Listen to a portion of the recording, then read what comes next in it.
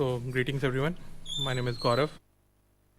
I'll be giving you the training for emerging challenges and key issues in Northeast river basins. So, what my topic is to how to identify, how to get to those issues and challenges which are in the basin. So till now, what we have done is we have set a context for what is a river basin master plan is, how it look like, how everything goes, what is the data, what are the kind of assessment, and what are the kind of flow which we want into the river basin. Now what I'm getting into it is the steps, the actual steps that we are going to go to start with preparing a master plan. So first what we do is we identify key issues and challenges. For example, if we just look at globally for any river basin, what are the key challenges? Key challenges are increasing flood risk, seasonal water scarcity, flood drought paradox, livelihood insecurity, flood related conflicts. Everything is being explained by my seniors. But what is increasing flood risk? Increasing flood risk is basically the number of times a flood can come. It can be different reasons. It can be different reasons, and even some reasons are even not related to the problems of that area. That is what we call climate change. Someplace else, something is happening, which is affecting our basin. Without being into the, like, we are not in even the cause, not in the effect.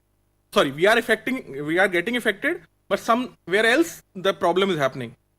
But we are paying the price for it. That is climate change. That is how climate change works and look.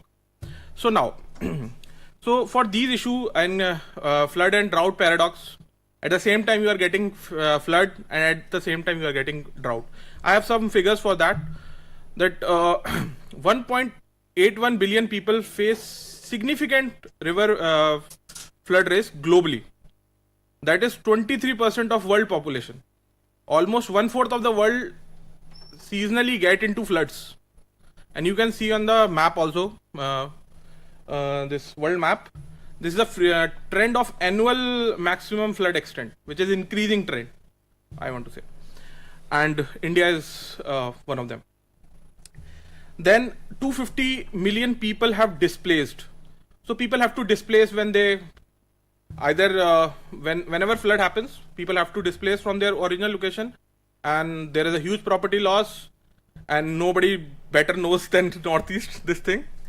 And sorry, it's not a laughing topic.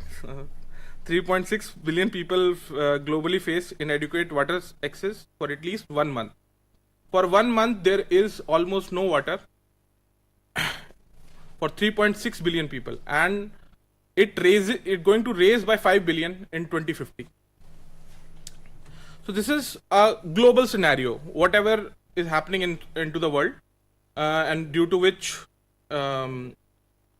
the globally how the communities living near to the river basin will be affected, either by flood, by drought, or any other problems. So now coming to India. So basic thematically, what is the issues, areas or issues are climate and hydrological variability, over exploitation of water resource, water pollution, interstate water conflict, fragmented governance, infrastructure centric approach, ecosystem degradation, sediment issues, and data monitoring gaps. And so I will start with climate and hydrological variability. So hydrological variability is something, for 5 years I am seeing 3 months are getting rainfall. Now suddenly 4th month will get a rainfall. Now what will happen? It is just a rainfall. Nothing will happen. But yes, something will happen. That is, agriculture will be affected severely. Because earlier you are planning it for 3 months. Now it has gone to 4 months. So the assessment you have given, because in assessment what we do, we give a value. That rainfall will happen for monsoon season like 400 mm. Now I am giving 400 mm for 2 years. Now it is not showing the variability, like daily variability, how many days of total rainfall was there, because plant needs to have rainfall throughout the year in a not throughout the year, into its budding season. Its budding season have to have a certain amount of rainfall daily to get it to ripen to full. It affects the productivity. It affects, even in some cases, the whole crop got die also because of that variability. So this hydrological variability, climate variability will disrupt every planning. Even this in last 5 years, there are many embankment which are built on Brahmaputra, and those are flown away just because they are not assessed in the manner it should be assessed. There are various category of velocity and discharge that flown to that area and eroded that all. So the planning has to be very holistic in nature to comprehend all the issues and challenges for that area. Because if that planner will have one document that can say all about a basin, is something he can plan and prompt and reply to every question in a best possible manner. For example, a basin is a geographical boundary, but a district is also a geographical boundary. Then why don't we talk about districts? We always talk about basin. Why? Can anybody? Why we talk about basin? Because both are boundary only, geographical boundaries. What is the difference between a basin and a district? Like both are boundary. We have to tell what are the resources inside it, and then what is the difference? Can anybody? Okay, that's good. River don't know, but it will be coming in some district only. So you can tell, okay, this is a district in which this river is coming. In this river, in this district, this river is coming. That part. No, I mean the stream stretch is there now. So my point is, basin is something which has its own water cycle. In the simplest way I'm saying this, it has its own water cycle. तो जिसका खुद का water cycle होगा, तो सारा जो एक कितना balance, water balance is there inside the basin. So planning will be more prominent, more better, and more hardened when we plan for structures, when we plan for any kind of projects, micro, mega, or anything. So that is why we study everything on the basin. Although it is a thing which we as WRD people or water source people understand, it is very hard for common people to make them understand what is basin. But this is how it will start. Okay, so I will give you some figure about India, how it is happening in India. In 2024 monsoon alone, flood across India affected 77 lakh people and displaced 3.5 lakh people and inundated 13,025 villages, and that is including in Assam. This is a havoc disaster. This is something which is people don't understand the gravity of it, because this is too much. This number is not easy.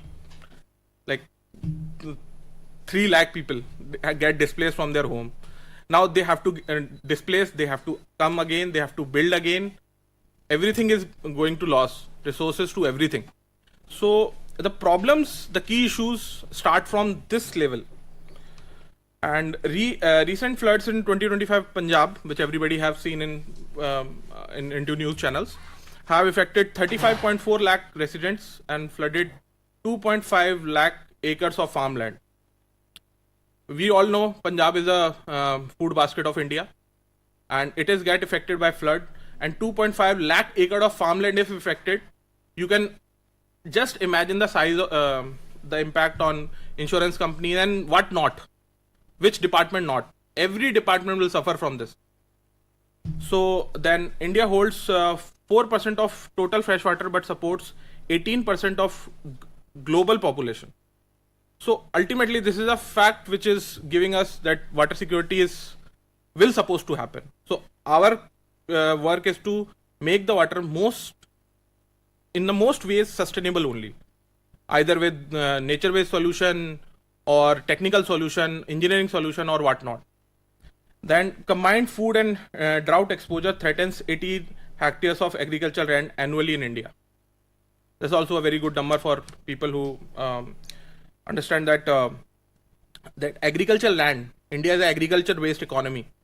So if this much amount of land is getting threatened, then how much productivity we can increase if we can have a mitigation measures for these areas. So now coming to our area, our basin.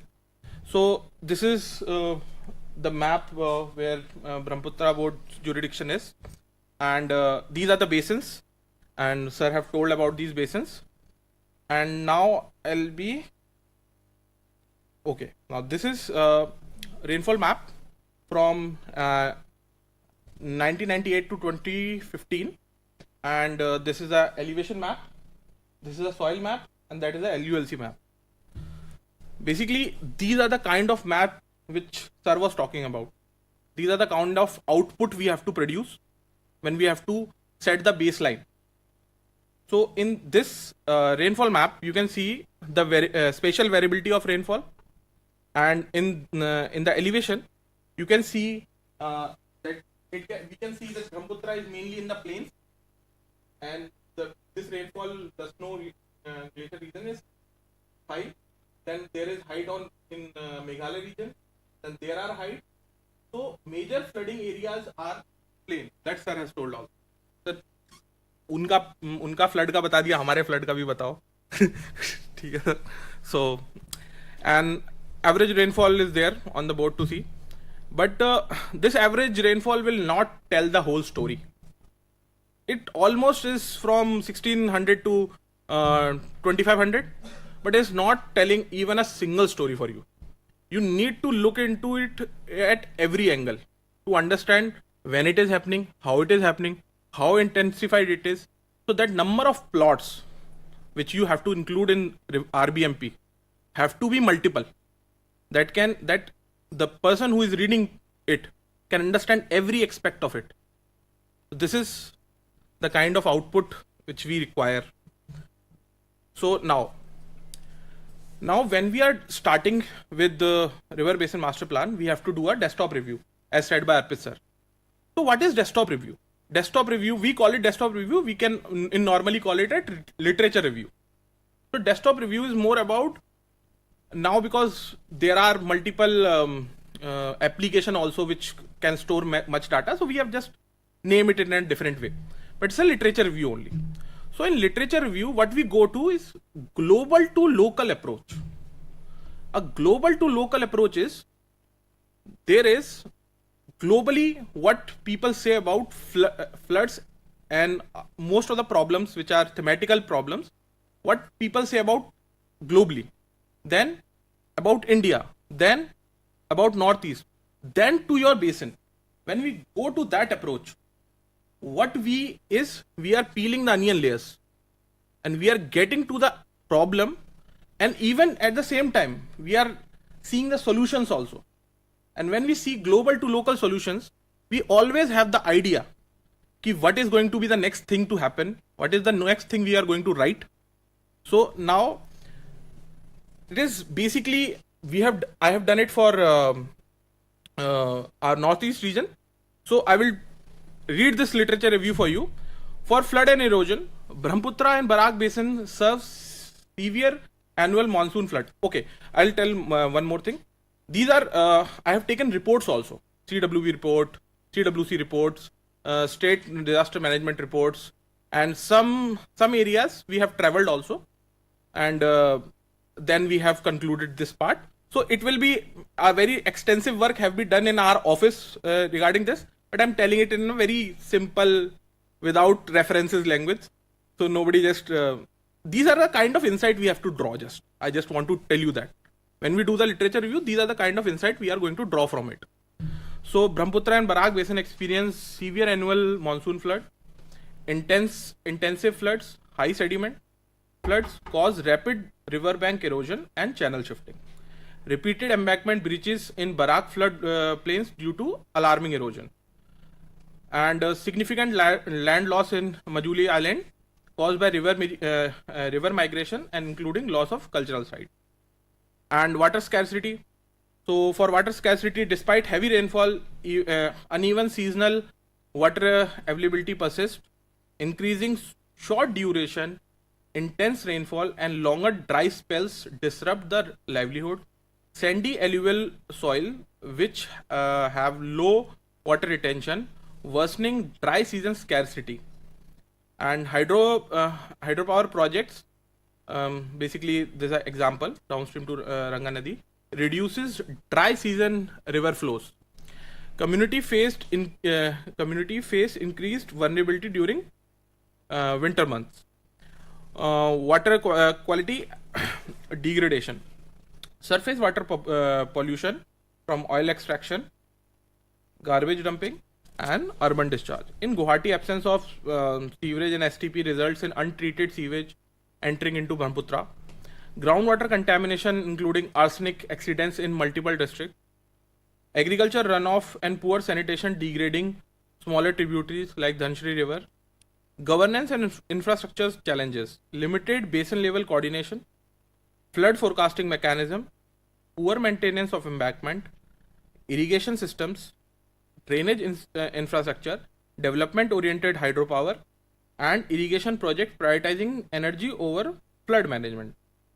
Inadequate wastewater treatment and wastewater management capacity, fragmented institution data gaps, limited funding, constraint on adaptive planning. So when you completed with the literature review, so these are the kind of insights with data points you have to have that will conclude your literature review. So first we have the literature review, then we go on to the field. So when we go on to the field, so these are the 15 river basin which we are doing the project on, and so then we have to go to the stakeholders, and in this case we are the people of 10 people, and we have gone to each states. And we have interacted with very less to the community, more to the departmental people. Okay, so different departments, and concluded as a small version. I have concluded a small version of every state, what every state stakeholder have to say, what are the problems in their states is. So when we go to Assam have annual flood and increasing flood intensity.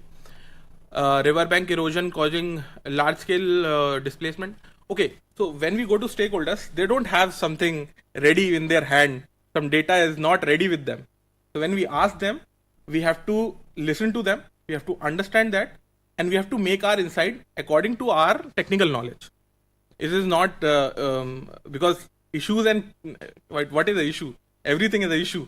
Nothing can't called be an issue. But to assess that, that will come later, okay? So we just go on it like that, and we understand the issues first. Whatever they have to say, we have to write it down, and we have to come back to our place and assess those issues. So, I mean, the verbal department people and the stakeholder community survey kind of thing, is conducted for all the river basins, and each observation were made. I mean, concluded by the department. Now, based on the data, we will analyze, we will find if these issues are persisting there. For example, water quality. The water quality, the officials are saying that these are the locations where the water quality problems are there. But if these problems are representing the data is itself the problem. So, same thing will be validated by the data. If the data is also saying same thing, then it will be included in the master plan. And then appropriate solution will also be proposed for that particular. So for Assam, it was annual flood and increasing flood density, riverbank erosion causing large-scale displacement, and these are for 15 basin only. Flash flood, cloudburst event in upper catchments, high sediment load due to upstream erosion, unregulated sand mining affecting river morphology, lean season drinking water stress in many area, drying of small tributaries and wetland, poor drainage and embankment maintenance, absence of fish ladders affecting fisheries, high cost of labor, and weak market linkages for agriculture. Springs and wetland encatchments are degrading. Chronic lack of funding and for river management. In Meghalaya, when we got Meghalaya, even I have gone, so I can tell you the issues, like the actual areas of the issue. We have you heard about NS3 Silchar Highway? So it is passing from Lukha and Mitrindu Basin. So the most prominent, I think, 6 sites of landslide are, you can see it from Google Earth. In Google Earth, those are so much land site prominent site. You can see it from using Google Earth. That was so prominent, and there is a location which is identified as for the dam in Lukha Basin. So these are the things which is which issues can be seen directly, but can be affirmed by the people who are into the departments. So in Meghalaya, we gone for landslide and flash flood due to intense rainfall, mining induced water quality degradation. We all have heard about this, that rat coal mining is happening.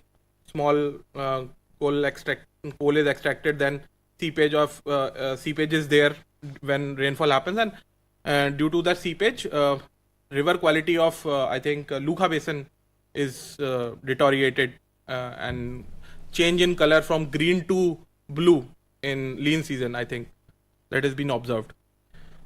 And spring degradation and water scarcity in lean season.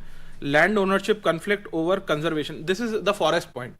Forest department have pointed that that land ownership is a issue for them to conserve the there are community reserve forests and there are normal forest, reserve forest. So due to land ownership, there is too much conflict, and when it is conflict, any kind of conservation program can't be run very coordinatedly. So this was one of the issues which was identified. And reservoir siltation, it is happening in Mitrindu Leksha and in Umview Basin. This was happening. This is reservoir siltation and unregulated sand mining. And in Nagaland, severe water scarcity and limited infrastructure, soil erosion, landslide and declining fertility, deforestation and biodiversity loss, poor maintenance of existing water assets, budget and funding constraint, and flash flood, Arunachal Pradesh, flash flood, cloudburst, landslides, river erosion, heavy sedimentation, lean season, drinking water shortages, drying springs and small streams, lack of fish ladders. In Mizoram, lean season flow, river flow, spring shed degradation, high sedimentation, riverbed erosion, inadequate groundwater and water treatment, flash flood, and RW losses. So these are too much points, so I just shorted for you. So these are the yes, If you want to add any, we have something, then you can add to suggest that this is not the prominent issue. So as per your so some of the issue, if you have not seen in the slide, which is respective to your area, you can tell us, we can conclude it. I can conclude it here also. I can add it for my further studies in respective areas.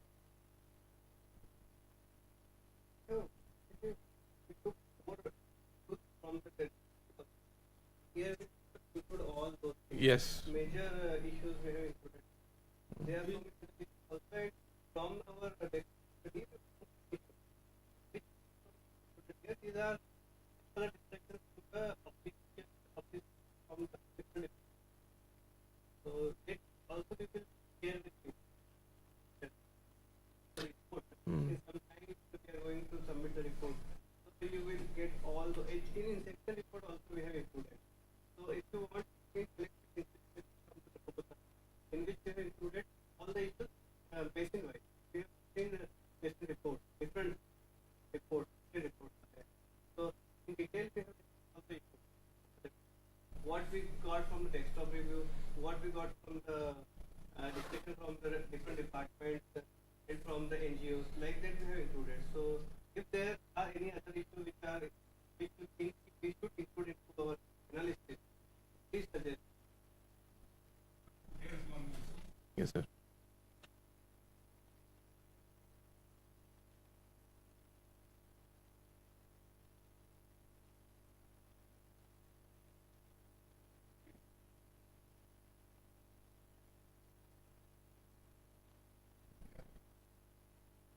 Okay, please.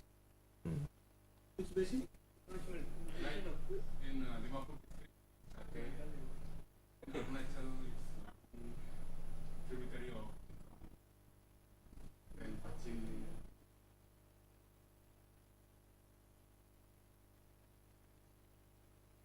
Umling.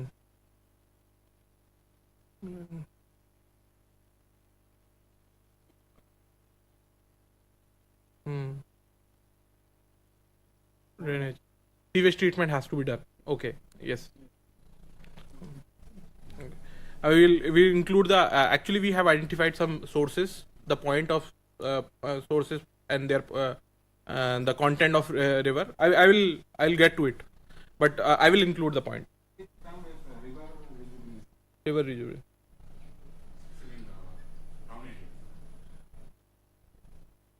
If you have any suggestion, you can share on the group also.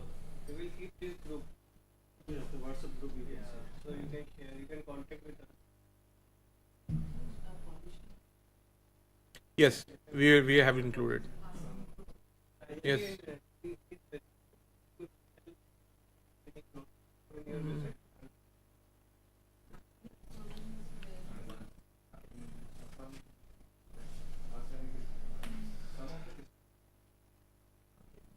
Actually, the constraint is that also that if there is in our region also, we are because we are doing it in the 15 river basin. So if it is there, it will be included. If it is there, it will be included anyhow. And if it is not there, then if we get the chance of doing those, then we will include that. Like in Mizoram, we did not found any groundwater challenges. Only we got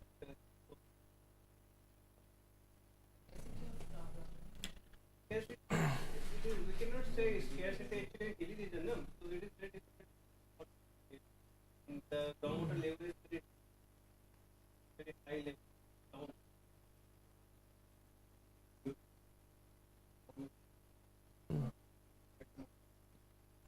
Let's say it's a valley range.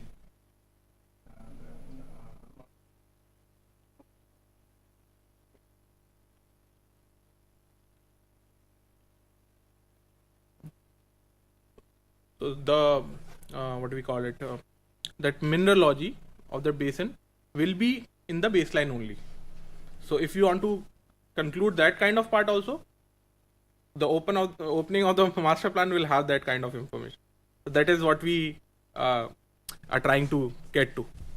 Okay, so I have summed up every problem, and so thematically, what is the problem? Hydrological, climate change, environmental, infrastructure governance, and socio-economic problem. So these are the problems which we have identified from all the discussion and the desktop review. So now moving to the third part, we have done a desktop review, then we have done stakeholder engagement for addressing key issues and challenges. Then we have come, and when we had concluded, okay, these are the thematic areas where the problem is persisted. So now we have area. Now we have to decide whether okay, so which in these, like hydrological is a very big subject. So which areas, specific areas like flash flood, cloud burst, extreme rainfall events, lean season river flow reduction, drying springs, small streams, high sedimentation and riverbed instability. So these are the very specific areas where which we have to get that these are the kind of assessment we are going to do into the coming part. So when I say climate change, so climate change have multiple parameters, but we are not going to look at every parameter. We have to know our problem and we have to know which parameter we have to look. So in our case, we are going to look on rainfall and temperature because that is more important for us, as it will help us to understand the ecology, not ecology, the suitability of ecology, the suitability of livelihoods, the suitability of people living into the basin. So in climate change and the high frequency of extreme events of floods, cloudburst, and this drought spells, and reduce reliability of spring and base flow system. Now, we all know that in Meghalaya, springs is a very big part of their what we call water availability for them is the spring part. The springs, there are 77,000 some springs which in me identified, and springs, and they have many programs running for the springs from ADB, World Bank, and whatnot. So the springs is something which is included in their livelihood. So if rainfall pattern change, the total availability of water will change for Meghalaya. It is that simple. Like you are living on water for agriculture and food, and it will change. So that's why we have concluded this. These are the thematic areas we are going to look upon. So hydrological and climate are, I think, mostly covered by my seniors. Now I like to go with environmental. So soil erosion. For example, soil erosion is something which is, if I can get here.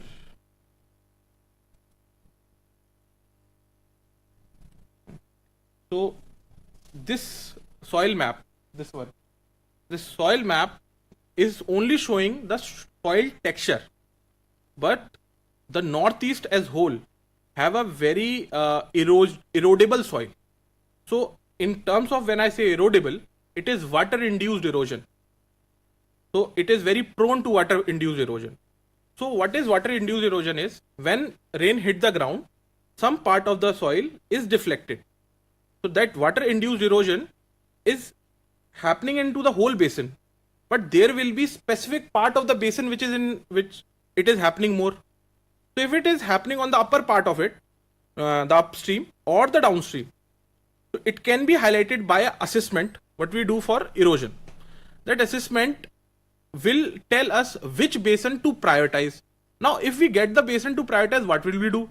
The basin which will be prioritized, we will tell all the afforestation drives that please plant the trees at those areas, because those basins are more prone to erosion. When they plant tree there, the erosion will stop and our basin infiltration rate will decrease. Yes, infiltration rate will decrease, and the water into the soil can retain more. We can have base flow into the river for more period of time. So because afforestation drive is not like we can do it in the whole basin. We can do it in specific areas because it's a small 100 plant, 200 plant, 500 plant we have to plant. So if we have to plan it, we can give them this data and they can plan it better. So this is the kind of insights which we get when we know the key issues and challenges and we assess them. Now, when we get to the issues, we have write it down every issue and we know the themes which we have worked upon. Now we have to do the assessment. We have to start with the assessment, and first we will be doing the water source assessment, then water demand analysis, water quality assessment, agriculture and livelihood, energy sector, flood and climate risk assessment, environmental and ecological concerns, and disaster risk and management planning. So these are the specific areas where we have to do the assessment. So what we do in water assessment? So in water assessment, what we do is water balance assessment. The first thing we do is water balance assessment. So what is coming in and what is going out. This is a simple meaning of water balance. So पानी कितना बरसा, पानी कितना stream में गया, that is the total which is left into the basin जो infiltrate हो गया, that is total sum up to water balance study. So water balance study is total volume of water available on surface and groundwater. That is water balance assessment. The first thing which we do, and the second is total losses of transpiration, infiltration, and water logging losses. There are methods to do it, but we are not going there. We just calculate and give it the values of these, because they has been calculated and there are data sets which is available for that. Then we do surface water assessment. Okay, what is their water is therein on the surface. So surface water is basically rivers, reservoir, and which we can see with our eyes. So total volume of water available on surface sources like river, ponds, lakes, etc. The volumetric yield of the basin is calculated to assess the rainfall runoff relationship. So every basin have a yield, like how much water it can yield. So there are formulas for that. We will do it in water assessment, which will next to it tomorrow, I think. Number of gauge station, number of gauge station for discharge and water level. This is also a very important thing. In a basin, number of gauge station, number of water level station need to be assessed to get, okay, this will be covering the whole basin and whole issues and challenges which are going to come. So we will having the data. If something happens on the upstream, we will have a gauge here. If something happens here, we have a gauge here. So we know what are the magnitude of the issues. So we can calculate, okay, if this kind of magnitude is of water level is arising, that kind of devastation it can do. So those are the things which is very precious. So we have to have the data for that. So then groundwater assessment, total extractable volume of water from groundwater, total recharge per year, number of groundwater monitoring stations, same here, and springs inventory. I think I have included this point because of Meghalaya, especially because in our project, springs inventory can be done in Meghalaya, and already MBDA is doing it. So MBDA have shared the data with us of springs. They regularly monitor those springs. So what we are doing it, we will be assessing those springs, that number of springs which are coming to the basin, the number of rainfall in those areas, what are the number of rainfall, the amount of rainfall which is happening into that region, and what are the kind of projects which has happened on the basin. Like spring chambers have been constructed, I think.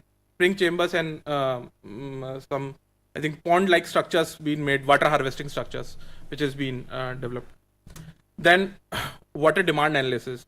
In total water demand, present and projected, what we do is we will, because we have 2011 census data, we don't have recent census data. So what we do is we estimate it for the present and we project it for the future. On that basis, we design, we tell what will be the water demand today and what will be the demand in the future. And then seasonal variation in water demand. What is the seasonal variation in water demand, and then comparison of demand versus available water sources. So in what we have done in water assessment, surface water assessment, we will be comparing it here. Then what is the sources which is available with us and what is the demand. That will give us ki scarcity hoga ki nahi ho. And identification of demand supply gaps, ki kahan pe supply ka gap hai. There's maybe distributed lines there, somewhere water is reaching, somewhere it is not reaching. Then sectoral water demand. Then sectoral water demand is a new thing, as Arpit sir have told. Earlier we have to do only two, domestic and agriculture. Now industry, environmental e-flows are the new things. They have to be added because ecologically balance is something which is very important for the basin. And then water quality assessment. So surface quality assessment, ground quality assessment, pollution and sources. So surface water quality assessment is water quality status of rivers, streams and reservoir.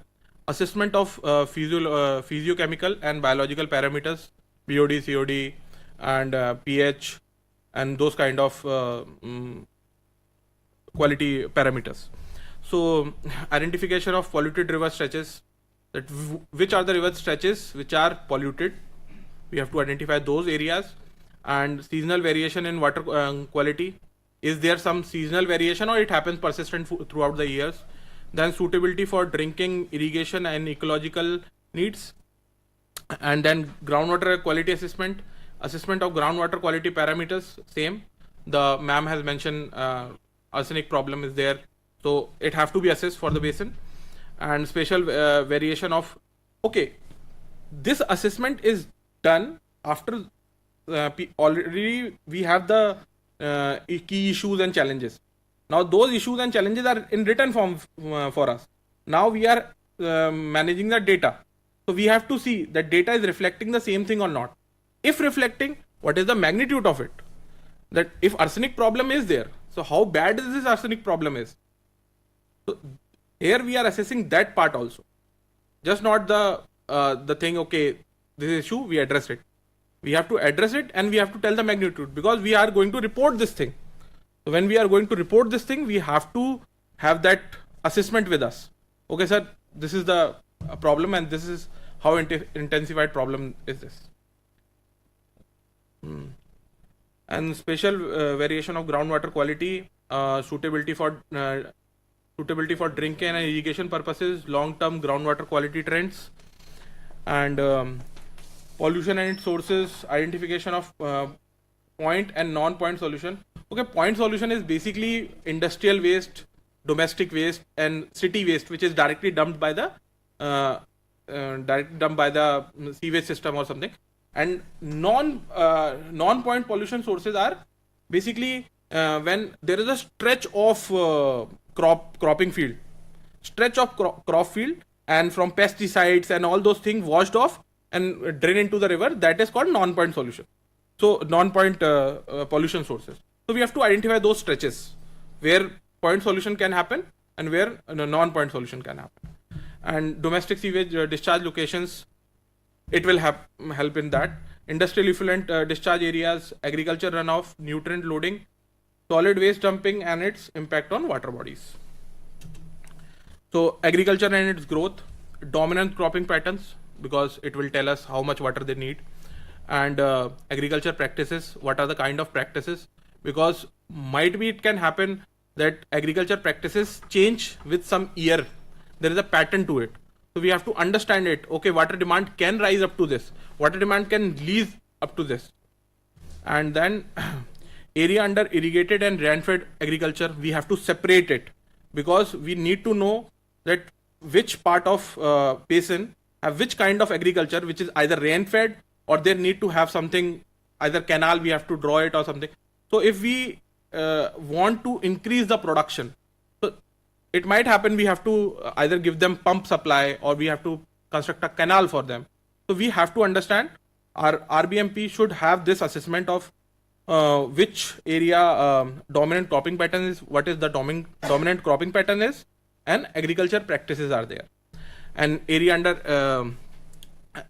crop productivity trends, dependence on monsoon rainfall, because from one of my assessment I can tell the pre-monsoon rainfall is dominant in northeast, that the thunder shower and predominant rainfall is there. So there is I think 3 season very prominently for agriculture as compared to northern side, where it is 2 only Rabi and crop, Kharif. Is it so? Or I'm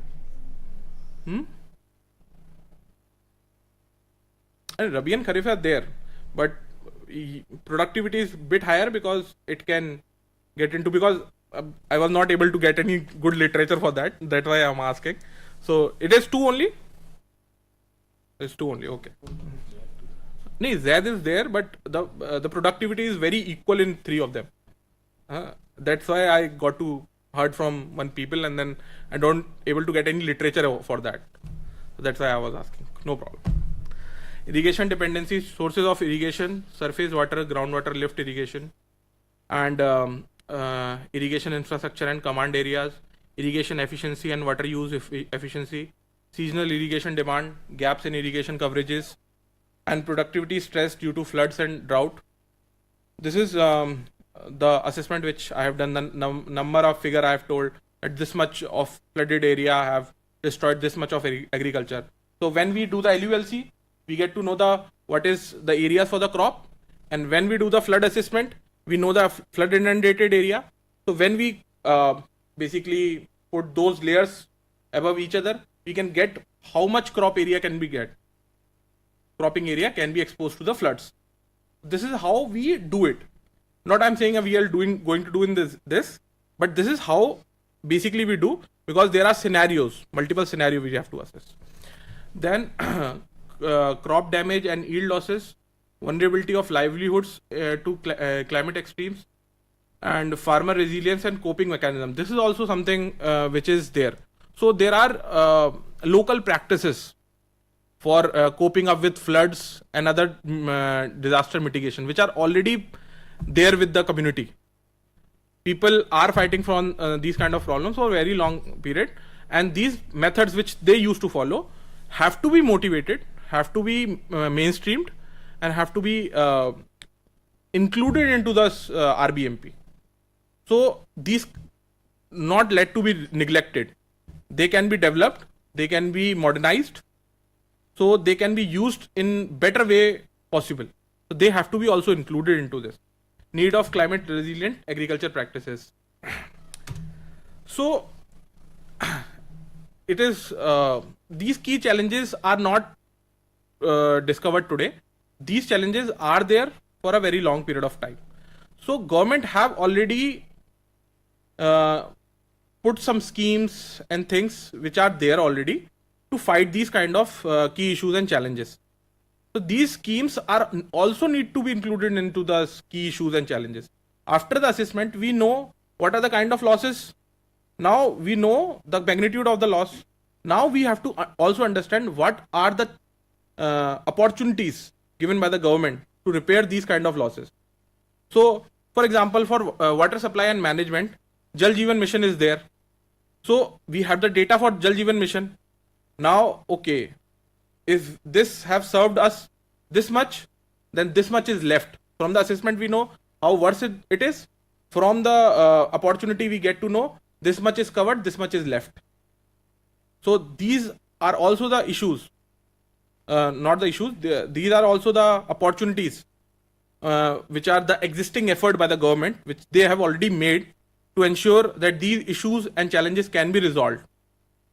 So they conclude for water supply and management, National Rural Drinking Water Program NDWPs subsumed into Jal Jeevan Mission, and for agriculture and irrigation, Pradhan Mantri Krishi Sinchai Yojana, and under that AIBP Accelerated Irrigation Benefit Program, Har Khet Ko Pani, Surface Minor Irrigation, per drop more crop, PDMC Micro Irrigation Fund with NABARD, and watershed development component of Pradhan Mantri Krishi Sinchai Yojana 2.0, which is specifically for Northeast. This 2.0 have the highest funding for Northeast only, and integrated watershed management program IWMP, and afforestation and environmental programs are National Afforestation Program NAP merged with Green India Mission, National Mission for Green India, National Bamboo Mission, and Compensatory Afforestation Fund Management and Planning Authority CAMPA. So these are the schemes basically. Roughly there will be more schemes in your states. So these data which have affected in resolving those issues are needed to be included after assessment of those issues. Now there is some differences which is been seen after 2019 to 2025. So rural household with tap water in 2019 it was 16.7%. After interventions it got 80.4% in 2025. Villages with functional water supply पहले partial coverage था, अब 100% villages certified हर घर जल in Arunachal Pradesh, and household benefited by spring revival. First it was localized, now it is 54,217 households. Springs rejuvenated, then we don't have that number. Now we have that number of 55,915 springs mapped and revived. For disaster management improvement, we have flood forecasting stations. Firstly, it was very limited and the data was not shared. Now it all have. Now 338 stations including Arunachal Pradesh and Northeast have been there. Forecasting issued, that data was not there in 2019, and 6,328 forecast has been already made. Flood protection coverage was 40%, now it is 52%. Structural flood protection is fragmented, now it is 1,125 kilometer embankment strengthened, and disaster funding support limited 90 to 10 center to state ratio for northeast. Now, when we conclude this whole exercise, what we will get?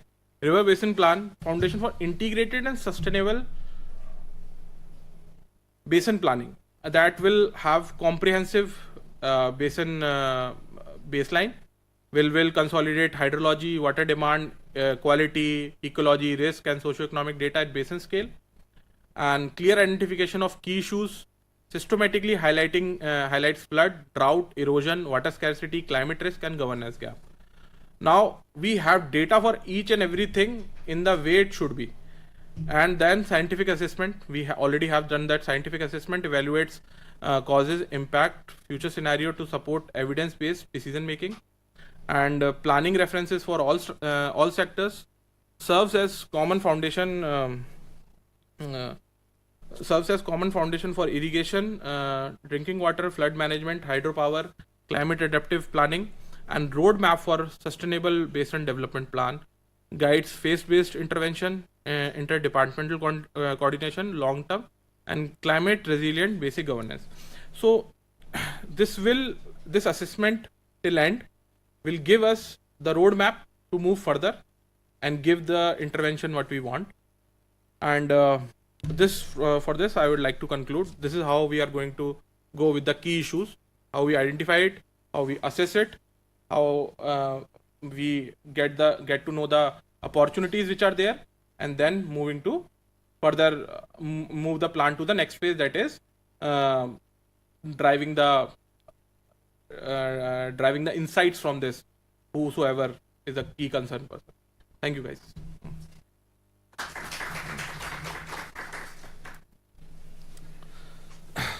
With that,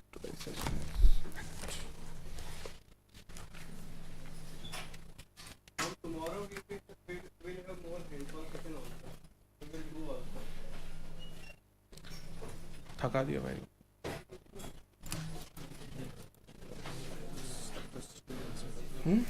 Close the stream.